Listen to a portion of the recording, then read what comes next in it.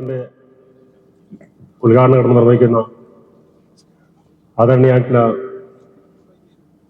നമ്മുടെ സംസ്ഥാന പൊതുമരാമത്ത് വകുപ്പ് മന്ത്രി ശ്രീ PM മുഹമ്മദ് റിയാസ് അവർ പഞ്ചായത്തിനകത്തെ വിവിധ പ്രദേശങ്ങളിൽ നിന്ന് കാസർഗോട്ടേക്കും അതുപോലെ തന്നെ മുളിയാർ പഞ്ചായത്തിന്റെയും കാരടുക്ക പഞ്ചായത്തിന്റെയും വിവിധ ഭാഗങ്ങളിലേക്ക് എത്തിച്ചേരാനും ഈ പാലം വളരെ ഉപകാരപ്രദമാണ് എന്നുള്ളത് നമുക്കറിയാം. അതുകൊണ്ട് തന്നെ ഈ പാലത്തിന് വേണ്ടിയിട്ടുള്ളൊരു കമ്മിറ്റി രൂപീകരിച്ച് ഇവിടുത്തെ നാട്ടുകാർ ഇതിന്റെ പുറകിൽ പ്രവർത്തിച്ചുകൊണ്ട്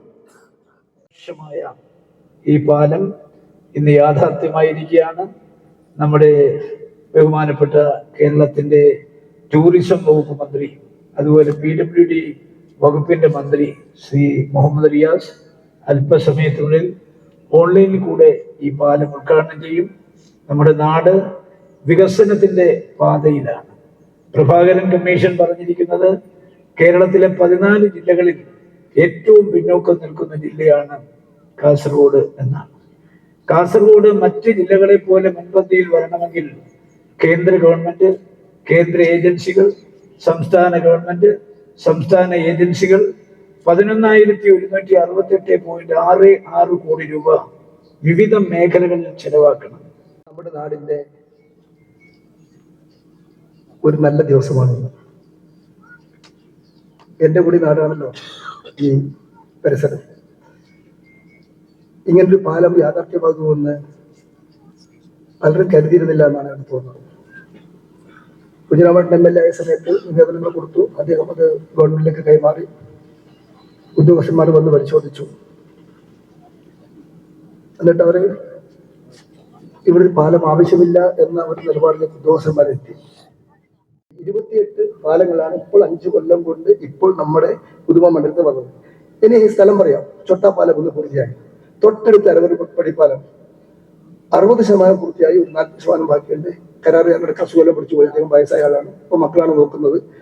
അദ്ദേഹം പറഞ്ഞ സമയം കഴിഞ്ഞാൽ അദ്ദേഹം പൂർത്തിയാക്കും. മുനമ്പം ജാസ്മിൻ ഗ്രൂപ്പാണ്. ഏകദേശം 50% പൂർത്തിയായി.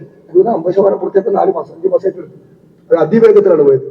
വിമാനം പോകുന്ന വേഗത്തിലാണ് ആ പാലത്തിന്റെ പണി പോയത്. ഇപ്പോ ഒരു 4 മാസം കൂടെ അതിന്റെ പണി പൂർത്തിയാകും. 3 എണ്ണമായില്ലേ. അത് 3ഉം ഈ പ്രൊഡക്റ്റ് തന്നെ തൊട്ടടുത്തടുത്ത പ്രദേശമാണ്. ജനങ്ങളാകെ അനുഭവിച്ചറിഞ്ഞ മാറ്റങ്ങളാണ് പശ്ചാത്തല വികസന മേഖലയിൽ ഉണ്ടായത്.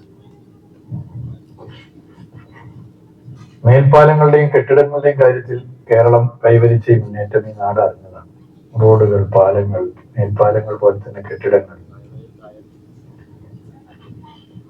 ഇപ്പോ BMNBC റോഡുകൾ കേരളത്തിൽ വലിയ നിലയിലേക്ക് വന്നു. ഇന്ത്യയിൽ റോഡ് നിർമ്മാണ രീതിയിൽ ഏറ്റവും ഉയർന്ന ഗുണനിലവാരം ഉറപ്പുവരുത്താവുന്ന നിർമ്മാണ രീതിയാണ് BMNBC. 5-8 വർഷം BMNBC റോഡിന് കുഴപ്പമുണ്ടായില്ല. പക്ഷെ ചെലവ് കൂടുതലാണ്. 5 വർഷം കൊണ്ട് 50% പൊതുമരാമത്ത് റോഡുകൾ BMNBC ആക്കണമെന്നാണ് ലക്ഷ്യം വെച്ചത്. ഇപ്പൊ അത് 60% ആയി എന്ന സന്തോഷം അറിയിക്കുകയാണ്.